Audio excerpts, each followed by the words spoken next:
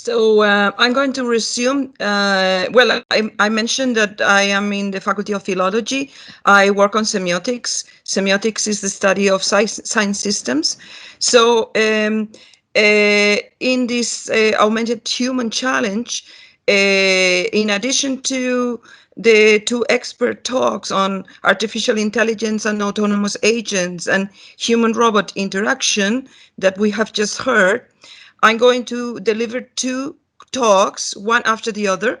First, I'm going to start with some definitions on what is the posthuman, the transhuman, cyborgs, and so on, and focusing on cultural aspects and ethical aspects, and also some cognitive implications. And then the second part of the talk is going to be on the extended mind, briefly about 4E cognition, and two extended mind approaches. One is called the extended mind, and the other one is material engagement theory, and how this affects the modulation of agency. So they are related to the topic of agency and responsibility and ethics. Who is responsible for what in the augmented human world that we are about to enter, or we are entering? Right. So you will also see, as Joaquin has mentioned, that of course I come from the humanities field. So I'm going to be merging um, what is called STEM and STEAM, science disciplines and arts disciplines. So I begin with these slides, and of course the quote from Hamlet, "To be or not to be." And in Hamlet's play, in Shakespeare's play, we have Hamlet talking to his clown Yorick, and holding his skull because Yorick has died, and pronouncing these words, no? And here we have the inversion. We have the machine, we have the robot holding the human. So this the metaphor of from Hamlet's story, it's present in the term holodeck, which appears also in Star Trek. And there's a book by Janet Morrow, an early book about the internet. It's called Hamlet on the Holodeck, talking about the ethical consequences of the internet. Of course, we're far beyond that now, but still, the metaphor still holds, no? So what we're going to be talking about is how the development of technologies and the way we use artifacts in the evolution of the human has shifted from using tools external to the body to having tools migrating to the surface of the body and implanted on the body, and eventually becoming incorporated in the body. In other words, humans merging with technology. The human becomes the technology. And you have movies, again, I'm mixing, again,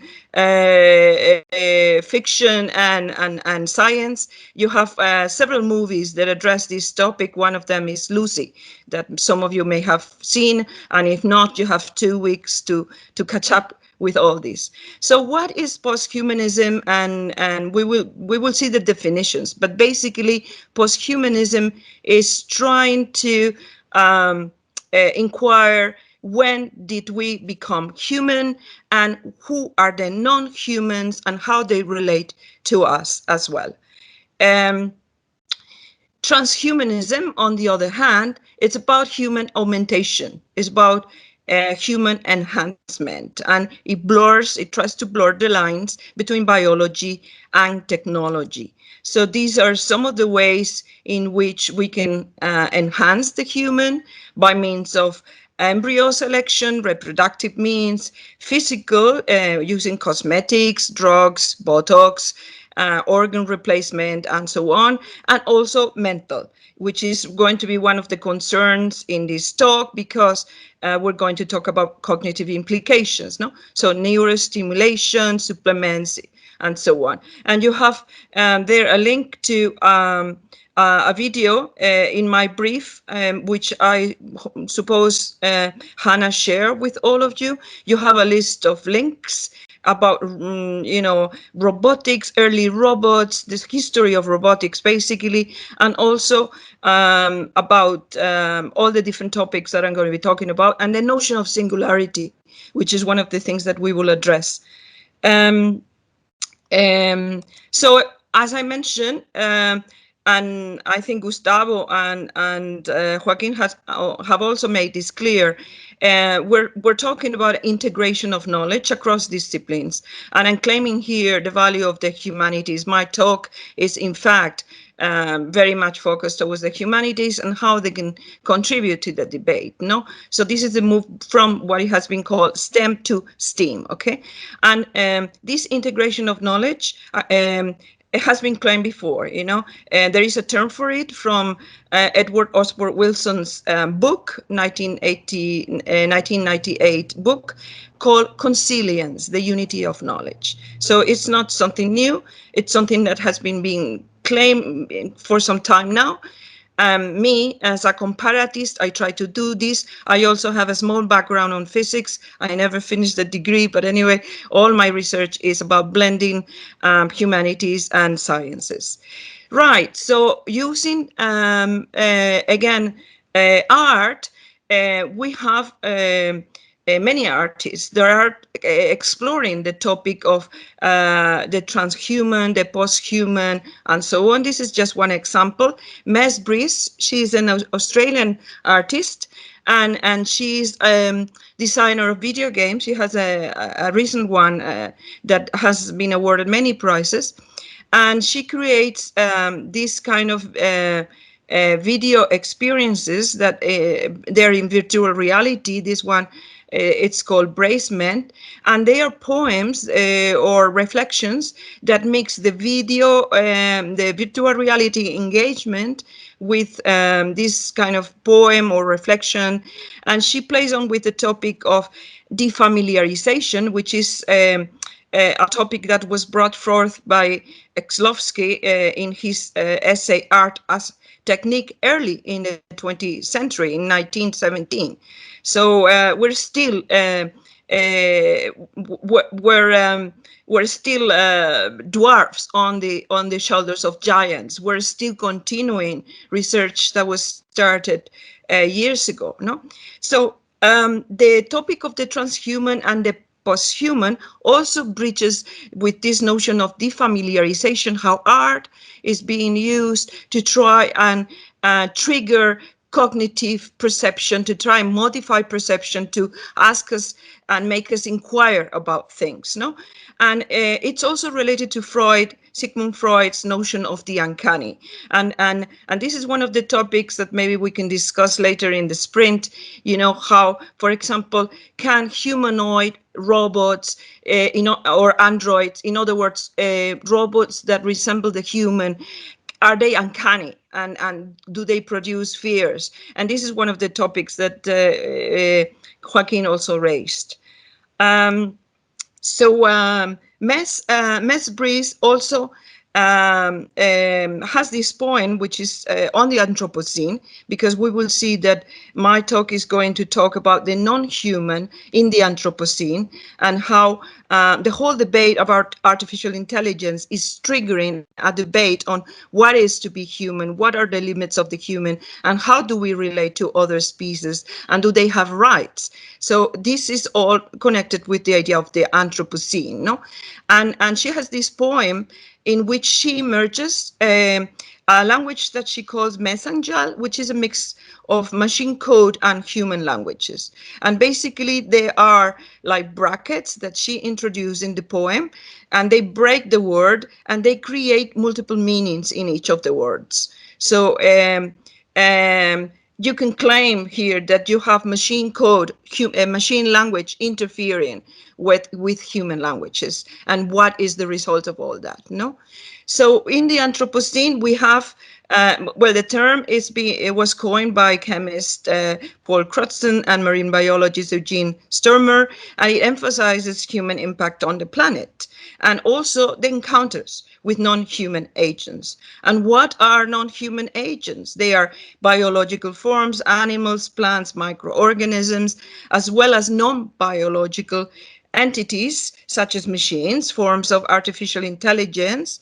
And we must remember that all that powers our social media platforms relies on artificial intelligence. We may not realize that, but it does happen. And some scholars are afraid that artificial intelligence is going to create more problems than solve problems. For example, Harari is one of them. But we also have other people, and is researcher from the World Economic Forum, who proposes that artificial intelligence is going to, for example, help in modeling new environmental systems and so on. So the debate is there, and this is one of the things that we're going to be discussing in the pre-sprint and in the during the sprint. So what is the augmented human? And so the augmented human for the transhumanists is a utopia. So it's the perfect world. It's a human that is enhanced to be almost an immortal. Okay, for the posthumanists, and I include myself, is a dystopia. And it's also an opportunity to open up to non-humans, to other species, okay? And also for the cyber feminist is an opportunity. And we will look very briefly about what the cyber feminists started to do and how is it connected to eco-criticism and environmental concerns, no? So basically, the posthuman it's challenging transhumanists tenets. And one of the posthumanists is Anne Catherine Hayes. She was a chemist, and she slowly moved towards the field of culture studies and humanities, and she's one of the exponents of the Electronic Literature Organization. And she published a book in the 90s, which is How We Became Posthuman. And she, in that book, well, of course, she gives a definition, but she also traces the evolution of how we reached that stage, okay? And we will see this in a little bit. So she defines the posthuman as an agent susceptible to self-organization into a larger system where properties cannot be reduced to individual attributes of its members. For example, in a bee colony, and in the example of the bee colony, you have there the little post-it, if we die, we're taking you with us. She's emphasizing that we live in an ecosystem in which all the species rely on other species, no? So cognitively and behaviorally, all organisms, including human, are autonomous, but they are integrated in a larger environmental ecosystem where the parts, the fragments, influence the whole, okay? So this is the beginning of the application of systemic, dynamic systems thinking to culture. Okay, dynamic systems thinking in physics is also known as chaos theory.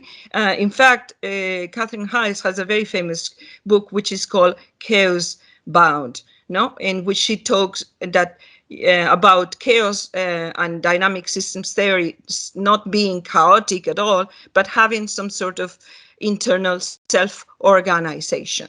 Okay, so this is also her position here. It's also related to the question of agency that we will see at the very end of this talk, in which the post-humanists are challenging the anthropocentric position that an autonomous agent and she claims that this was applied to a fraction of humanity who had the wealth, the power, and leisure to conceptualize themselves as autonomous beings exercising their will through individual agency and choice. So in other words, we're going to have political issues here. You know, for example, when we get to the transhumanists, you will see that these people are very rich. And one of the videos I suggested is a conversation with Vita Moore, one of the transhumanists, and how she's being challenged because creolization, for example, cost a fortune. So this is the world of the very rich. Okay. Right. So another post-humanist and who bridges the idea of the human as an open condition, as a point reaching the non-humans, is Rosi Braidotti. And in the brief, you have a link to one of her talks at Harvard University. I chose that one. And where she gives a panorama of the books that she has written. You know, you can see there that there are many books on the question of the post-human, no? And she says that, again, that the idea of the cyborg is a human with implants, basically. The parts from anthropocentrism, she says, leading to the questioning of the limits between the humans and the non-humans. And there is the links to the video, but you also have them on the brief as well. And yet another post-humanist is Robert Pepperell, who wrote the Posthuman Manifesto, and again claims similar things. You have the quotations there from his book, but for lack of time, I'm going to pass them. And I think because this is recorded, you can watch this later, stop if you need the recording, and read the quotations. But basically, he's saying similar things. So how does Catherine Hiles explain how we got there? Okay, so she talks about 3 waves of cybernetics in her book, How We Became Posthuman. And it gives you an idea of the history of how we got there for those who are not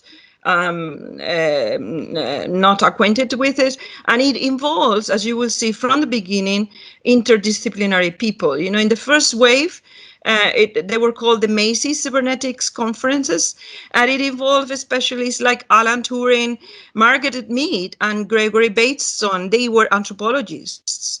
And NASA scientist John von Neumann, or Claude Shannon, who was responsible for binary theory of information, mathematician, philosopher Norbert Wiener. So we begin to have there the incorporation of different disciplines to the discussion.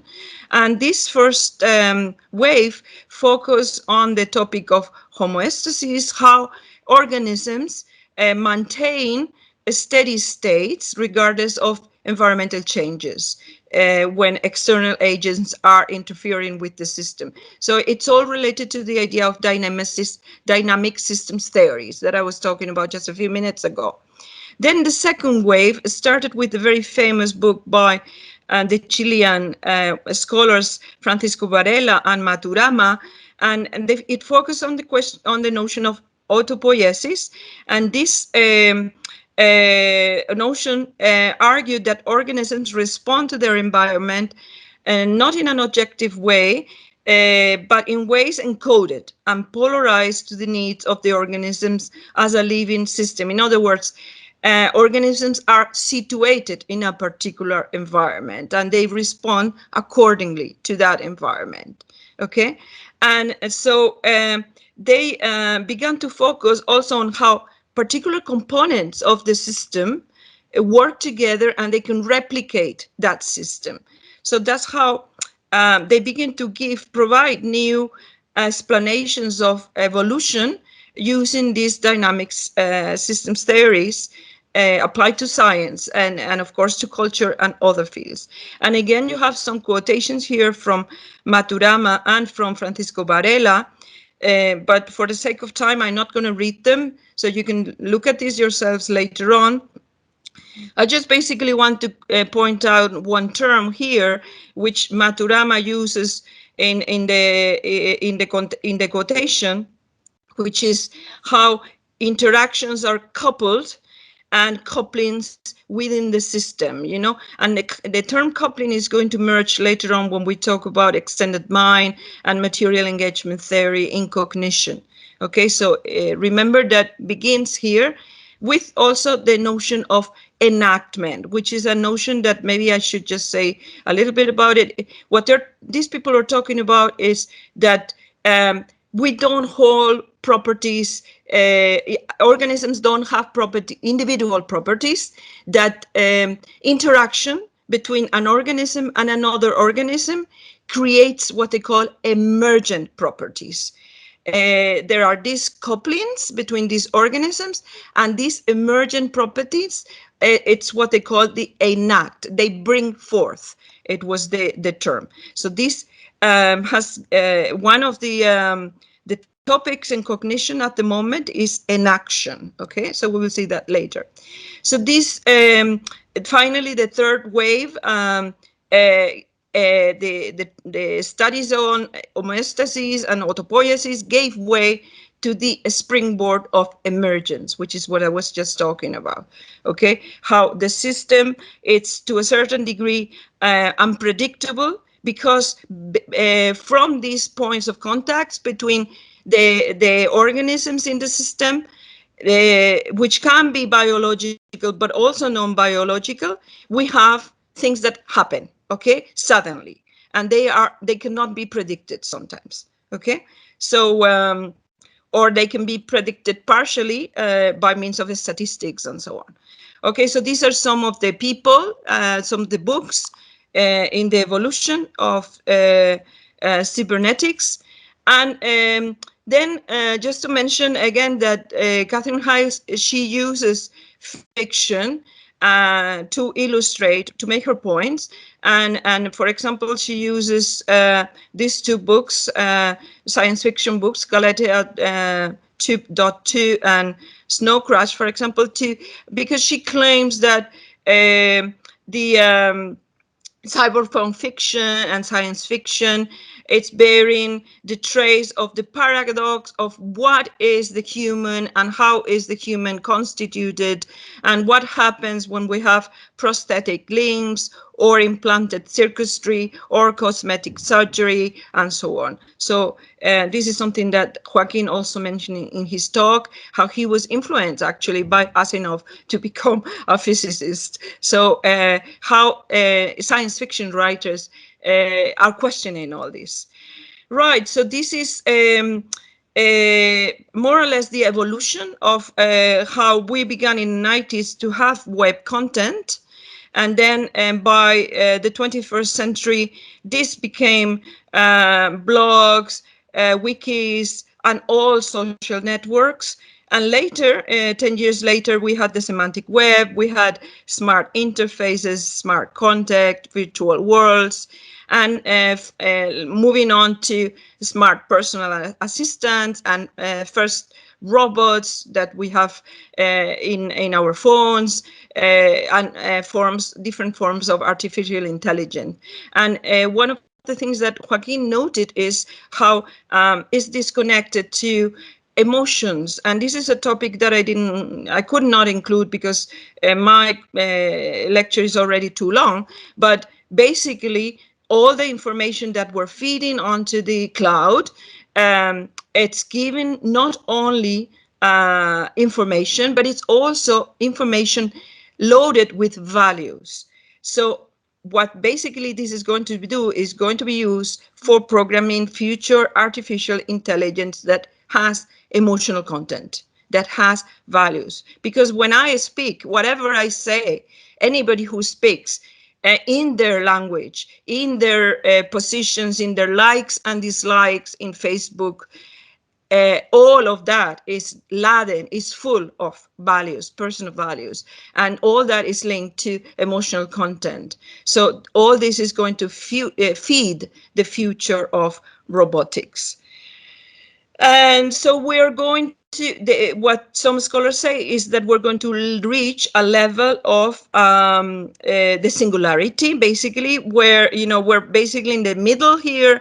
Artificial general intelligence, it's equal to human intelligence, more or less. But there's going to be a point, as it happens in 2001: A Space Odyssey, where when we have artificial superintelligence and the human is the human is less than the robot, than the artificial intelligence. Okay, and another point in this slide is how again, the dialogue between science and humanities and fiction, it's there, because, for example, this robot is known as HAL.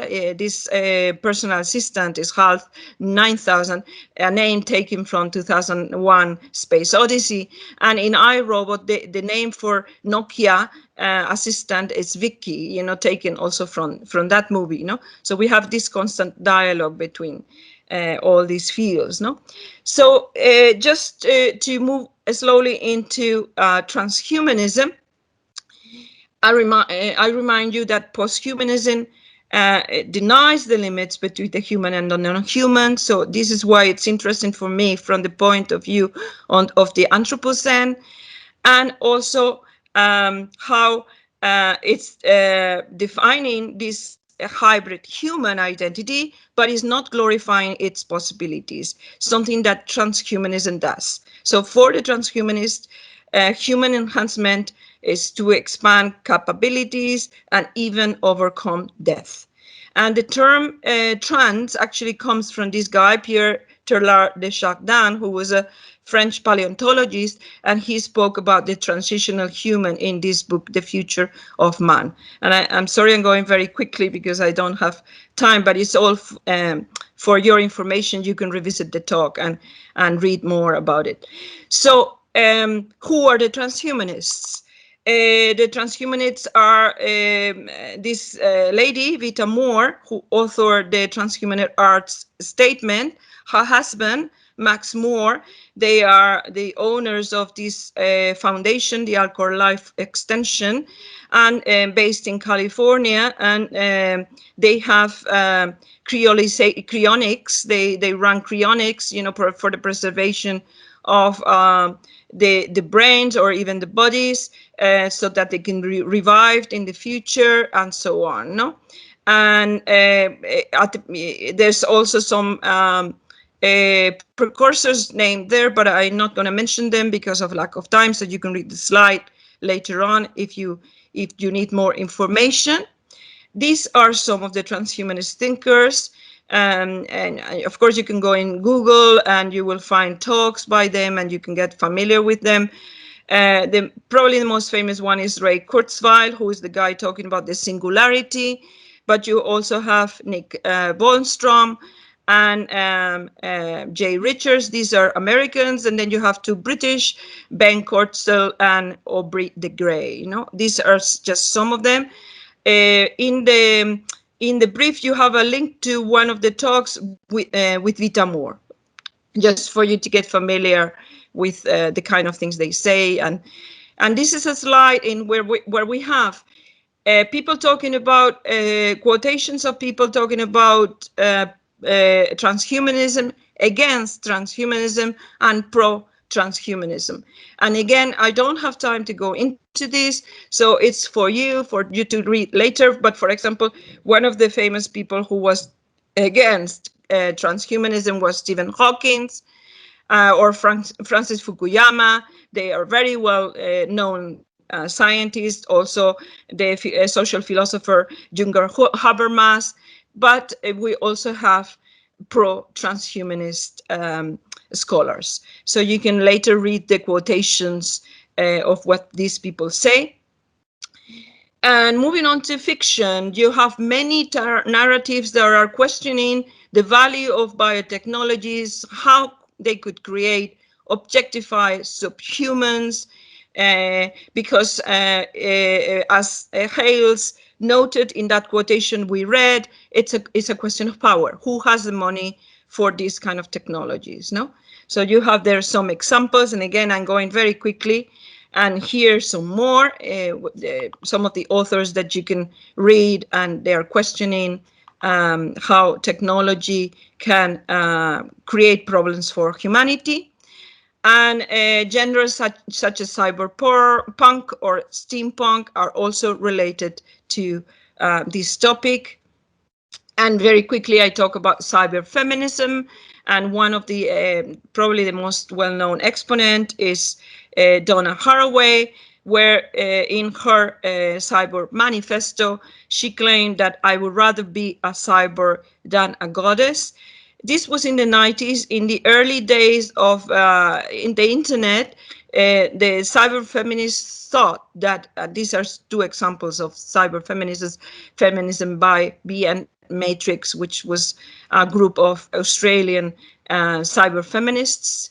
They were glorifying the possibilities of the internet and how it was going to be a way to give visibility to women's oppression and so on. So just for you to, and again, moving slowly to the Anthropocene and how the posthuman and the boundaries between the posthuman and the non-human. These are some of the most famous authors, including, you might be surprised, Margaret Atwood. And again, some books and some theorists who are claiming that posthumanism is broadening the scope of the human and including other species in the topic. Of course, my preferences for this are very big because I'm a vegetarian and I am pro animal rights. So this is why this is all included here. So we have already talked about the Anthropocene, so I'm skipping this slide, but basically, again, stressing the fact that we have material interactions, intra and interactions across the porous boundaries of bodies, ecosystems, places, and scales of being. And this is something that has come actually with the use of technology. We have been able to realize that this it's also happening at the environmental level, no? And we're moving from anthropocentric to biocentric to a holistic approach to the human, no? And among these scholars that are working on environmental concerns, we have material eco-criticism. And this is going to be linked to the talk on cognition, because we have new ways to investigate how materiality, different forms of materiality, engage with the human. Okay, so again, I don't have very much time, but this was my first talk. And now I'm moving on without stopping because we have 10 minutes and maybe some time for questions, I hope. I don't know. At least I'm giving you food for talk and food for thought, and we can actually meet another day during the week if you have questions about my presentation. So in this second part, I'm talking about wide cognition and how cognition entails all these areas. It's an interdisciplinary field, and this is a problem, but it's also an opportunity. You know, mixing fields of research, it's complicated, but it's also an opportunity to learn. And this is what actually we're doing in this sprint, no? So how does the cognition impact the augmented human challenge? And basically, it's related to what I was talking about before, agency attribution. How we're beginning to inquire whether animals have agency, whether things have agency, you know? And what is their impact in our lives, you know? And examples are, for example, the virus, a pandemic, you know, how a virus can affect human lives. What kind of agency is that from the cognitive point of view? So there is a huge debate on this topic, and many worries about human enhancement. And you have there, again, two examples from new movies. One is Limitless and the other one is Lucy, you know? What happens when you enhance the human, and what could happen? What are the dangers? And you have there some of the questions that I'm interested in. What do human extensions mean in terms of cognitive enhancement in the augmented human? What forms of agency do inanimate and non-biological entities have? what are the ethical ways of managing co-agency in the framework of new technologies? And Joaquin was giving the example of the automatic car. Where is the responsibility? Is the responsibility in the driver, who is not actually driving the car? So all these issues are there, no? So from the of cognition, and I'm sorry, I'm going really fast. And you have a very interesting video in the brief by Sean Gallagher, and he's talking about the 4 E's of cognition. The 4 E's of cognition are that cognition is embodied in the body, is related to the mind. So knowledge is not just in the mind. It's also distributed in the whole body. It's also embedded, and that's why they call it the 4 E's. Distributed means that it's embedded in a particular cultural environment. It's enacted. We mentioned enaction. In other words, we have interactions that emerge and we cannot account for between these organisms in the system. And it's also extended. It's beyond and in connection to what they call the affordances that the materials enable us to use. Okay, so the people who are working on the topic of extension, the extended mind, are Andy Clark and David Chalmers, and one of the books is Supersizing the Mind. You have there some quotations and an explanation, because I knew I was not going to have time to explain everything, but as I said, you can go back and read all this. And another guy, it's Malaforis, and in Oxford University, he's talking about material engagement theory, MET. And basically, the two of them are saying that the materiality of things allow us to behave and think in a particular way. So that thought is not just in our brains, not just in our bodies, but it is extended to everything that surrounds us. Okay, they're very controversial positions, particularly Malaforis one, because he goes further than Clark. So when you read this in the brief, you have a lot of this information as well. These are some of the things that we can discuss later during the sprint. No, so basically what he's saying is that the environment offers the individual opportunities to do things, to have agency. And he's also saying that things like processes become incorporated in the human body schema, in our minds, okay? So they become cognitively part of our minds. So I'm sorry, I'm really going very fast. Again, I come back here to two of the eco-criticists, Jane Bennett and Stacey Lamo, who are using these ideas to claim that we are in contact with the rest of the environment. And of course, we have to care for the environment because of those reasons. And how the non-human are also capable of making. They're also capable of material interactions, no? And some examples from Escher about how cognition, it's complex and is distributed and so on. I don't have time, I'm sorry, I'm going so fast. Finally, I finish with Domenico Parisi. He is director of Institute of Cognitive Science and Technologies in Italy, and Mark Hockelberg, and both of them are questioning and discussing the problem of agency attribution. Who has the responsibility for actions, and when we are entering the world of the artificial intelligence. And this is my last slide and recommendation to watch Westworld if you haven't, which is a series that deals with cyborgs and how cyborgs become self-aware at one point through suffering, actually, through being inflicted pain. They become aware of their situation, and they they fight against the humans, no, in this series. So thank you, and I'm sorry I went on very long. And of course, you're going to comment in the mirror that my talk was just a little bit too long, but I had a lot to say. So thank you very much.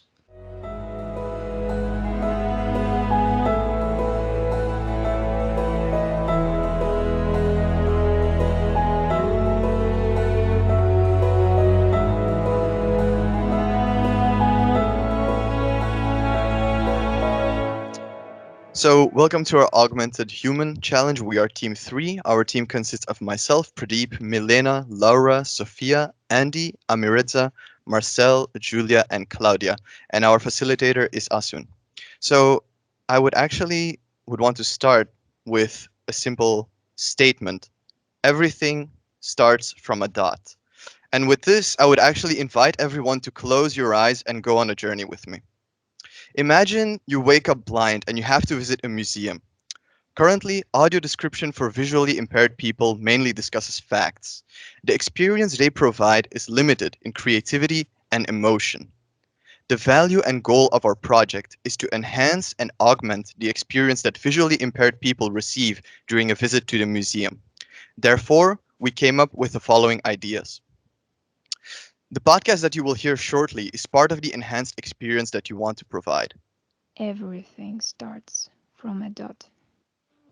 Words never smelled of words to Kandinsky.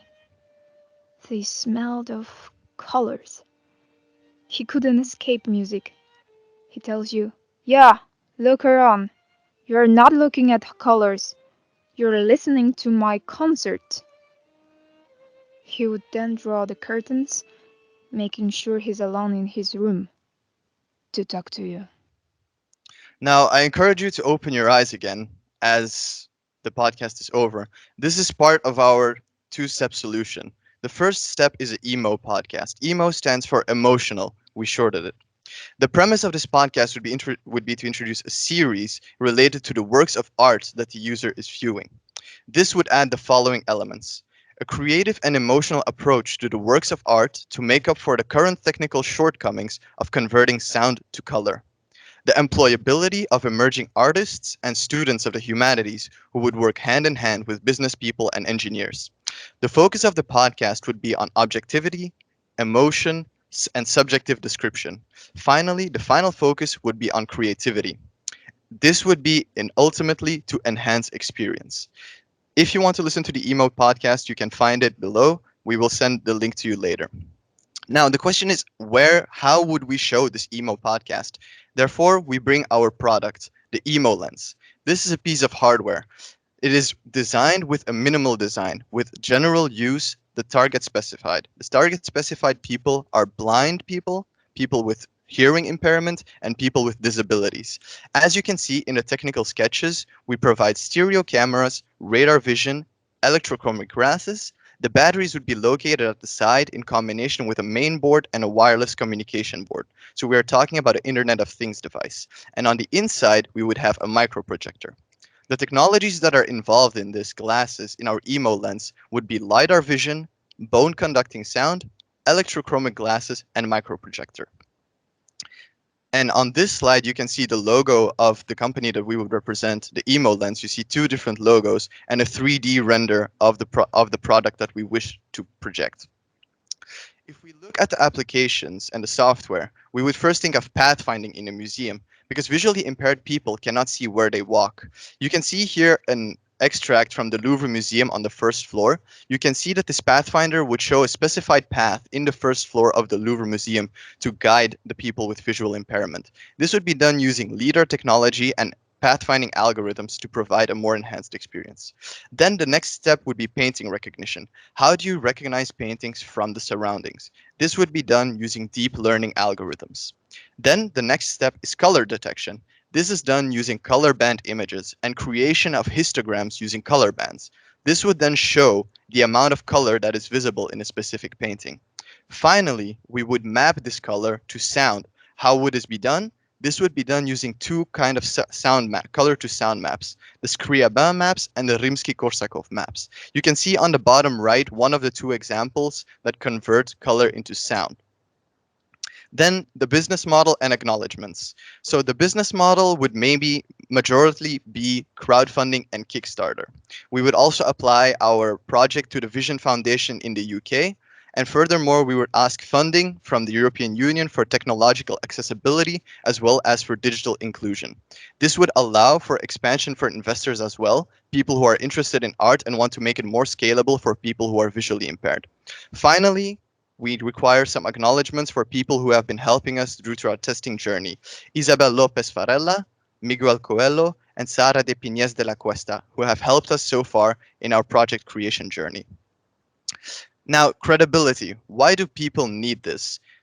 Here on this slide, you can see a couple of excerpts that we had with an interview with Isabel, who gave us concrete reasons as to why visually impaired people need our product. To give an example, it is clear that all the senses communicate. Therefore, they would need another way to visualize art. And I would like to end this presentation with a closing statement from a quote from an artist, Wassily Kandinsky, who was an implementer of synesthesia. His quote was the following: "Color is the keyboard, the eyes are the harmonies, the soul is the piano with many strings. The artist is the hand that plays, touching one key or another to cause vibrations in the soul." With that final statement, I thank you for your attention, and I hope you will be able to join us in our journey to increase the experience for the sighting impaired. Thank you very much. Thank you very much and congratulations. This is, well, this is really impressive how you tackled this challenge. And I suppose this is the part when you can expect more questions regarding your projects. So feel free to ask Pradeep or the rest of the combined, I suppose, combined team that worked on this solution.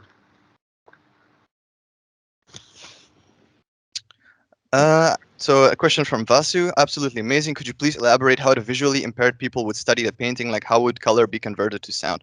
Sure. So the idea is to do a three-step process. The first step, as is mentioned in one of the slides, I will just go back for a couple of seconds. The first step would be to recognize the painting from the surroundings. This would be done using state-of-the-art deep learning algorithms. These algorithms already exist and are being implemented as we speak. Therefore, we can incorporate them in our technology as well. Then the next step would be color detection. Color detection is a really new field and people are struggling to do so. So this is also a state-of-the-art technology.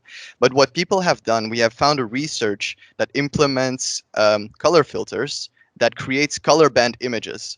So what that means, they run the image through a specific signal processing algorithm for images and filter all the colors. So for instance, you have an image that composed of red, green, and blue.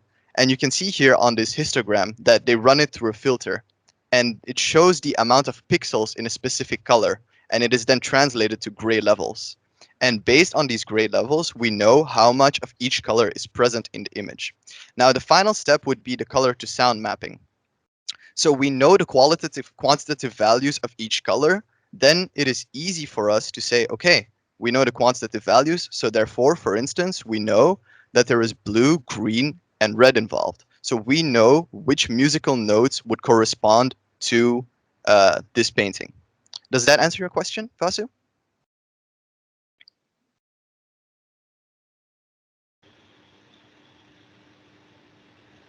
Yeah, we've got confirmation. Thank you very much.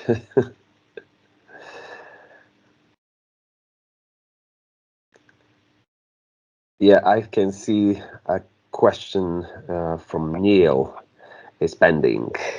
And the other question, but Neil, you was the first, so please follow. Yeah, hey, it's not really a question.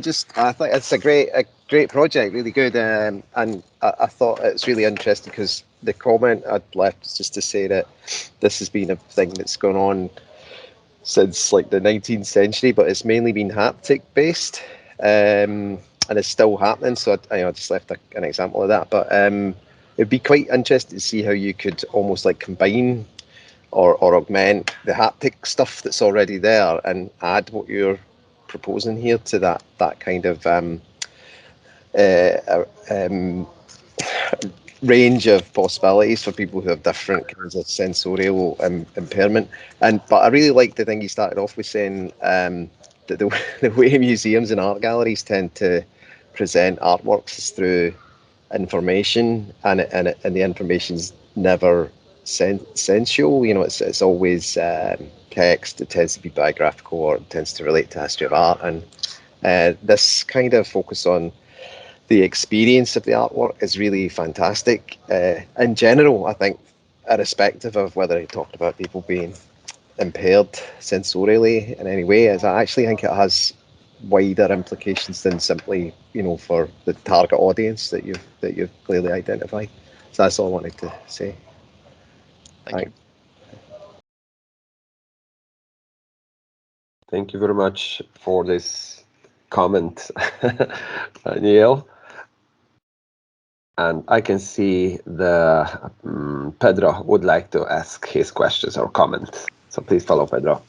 Yeah, thank you. I also don't have a question. I would just say that nowadays we are still very far from having art exposition accessible to everyone. Myself, I work as a volunteer at this art center, and we don't have any solution for a visual impaired person. We only have an audio guide, but it's just what is written on the walls is just repeated via audio, and for a visual impaired person that's not enough, because you cannot have any idea what's the art piece about. So I was just saying, thank you for your idea. We need more ideas like yours, so that the society becomes more accessible to everyone. Thank you. Thank you very much, Pedro. And are there any more questions? I know it's not easy to just throw the question just out of the head, facing that amount of inspiration and presentation. But if you like incubate one, feel free to share it, to ask. Yeah, I can ask one question. So what about the cost? Because I'm sure that doing this type of activities is not cheap. So how would you pay for these? You think that the government should fund this type of initiatives, or the art museum should pay for these? Who should pay, or what's your opinion on this? So regarding the cost and the funding for this, as we mentioned in our business model, so the business model for this is incredibly complex. The idea that we're presenting involves so many different layers. We would need people, we would need engineers, we would need an entire marketing team, an entire equipment team, information, communication channels, partnerships, alliances. We would have to build a brand. There's so much that goes on into development of this product that it's really incredibly difficult for us to put a cost on how much this product would pay for. Additionally, it depends on how many we would need to make, which is another important segment. And therefore, it was more or less impossible for us to create a proper business model on such short notice.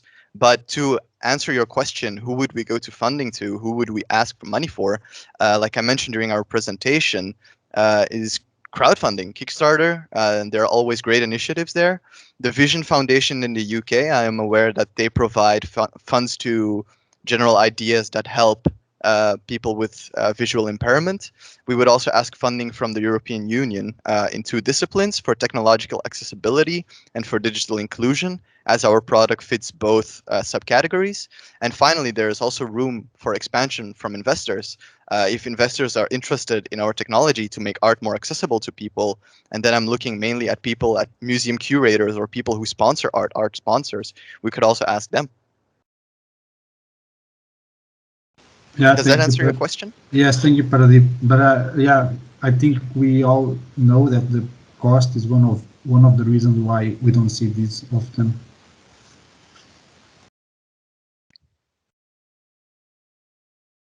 Definitely. Thank you very much for this question. And when you call the idea of synesthetic or that kind of accessibility, it reminds me one of the projects that we were actually participating in, and it was audio movie, the audio description system for people who wanted to join the movie projections, not only the in the, I would say, huge cinemas, but also the smaller ones, for a smaller audience. And that system, also including hardware and software accessible, somehow seems similar, or in some points, to your proposition. So this is also a thing that should be crucial as a way to allowing people with disabilities to feel and express themselves and feel the power of the art. I can see as well Neil, who's raising his hand, so please follow Neil. Yeah, no, it's great. I was just thinking that because there'd be a close association with maybe quite established museums, like that would benefit most for this because they've got the largest footfall. You could probably do something. Well, obviously with their depends what kind of museum it is and which country it's in. But like, say it's in America, there is a kind of long tradition of philanthropy and like maybe trying to get the auction houses to give you a cut of the profits they make when they resell artworks. A tiny cut from that would be enough to fund it. I mean, there's the amount of money that they make on resale is unbelievable. There's a money laundering in the art market. So something like that, I think, could be a good kind of philanthropic model to develop around it, to create a percent for art augmentation, or something along those lines. Could be good.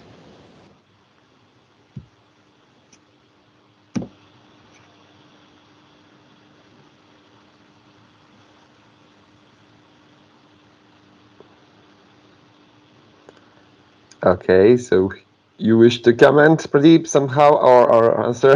No, Yeah. I don't. I'm just listening to the suggestions that people are bringing, Okay. and I don't know. Maybe we'll see this type of technology, maybe developed by us, maybe developed by another team in the near or distant future.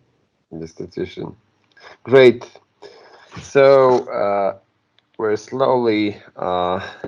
We have some space for one more question, and if there's not another, I will again ask the question. I try to address all the teams. What was the biggest challenge in the process of designing of your prototype solution concept? From my perspective, the biggest challenge was coming up with the problem, because we were with 9 people, as is shown in the first slide. We're with 9 people. We all have different backgrounds, different interests, different inputs. So we all want to go a different direction. And it took us quite some time and quite a bit of effort to kind of align our goals and our ideas and kind of get towards a specific target. I think that was the hardest part for all of us, at least from my perspective. I don't know how my other teammates experience this. I suppose when they would like to elaborate, we wouldn't fit in any any slot of time designed. But I hope, and I'm sure you're speaking on behalf of the whole group. So thank you very much. Thank you for presentation of extraordinary concept and extraordinary project.